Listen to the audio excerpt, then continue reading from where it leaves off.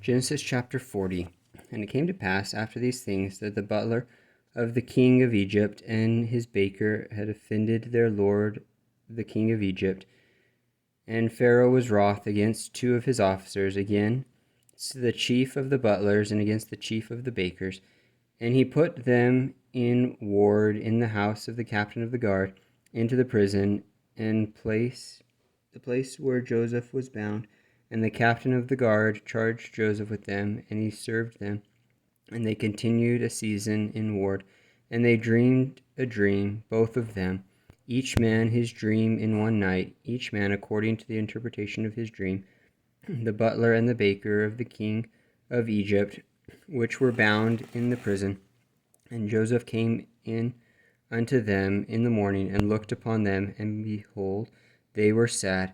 And he asked Pharaoh's officers that were with him in the ward of his lord's house, saying, Wherefore look ye so sadly today? And they said unto him, We have dreamed a dream, and there is no interpreter of it. And Joseph said unto them, Do not interpretations belong to God? Tell me them, I pray you. And the chief butler told his dream to Joseph, and said to him, In my dream, behold, a vine was before me, and in the vine were 3 branches, and it was as though it budded, and her blossoms shot forth, and the clusters thereof brought forth ripe grapes, and Pharaoh's cup was in my hand. And I took the grapes, and pressed them into Pharaoh's cup, and I gave the cup into Pharaoh's hand. And Joseph said unto him, This is the interpretation of it. The 3 branches are 3 days.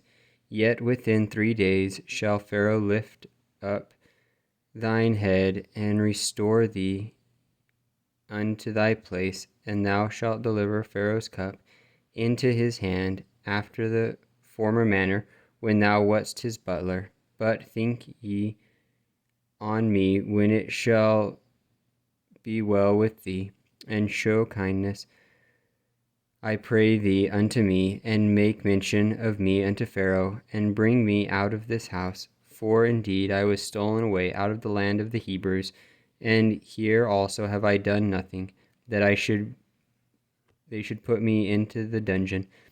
When the chief baker saw that the interpretation was good, he said unto Joseph, I also was in my dream, and behold, I had 3 white baskets on my head, and the uppermost basket there was of all manner of baked meats for Pharaoh, and the birds did eat them out of the basket upon my head.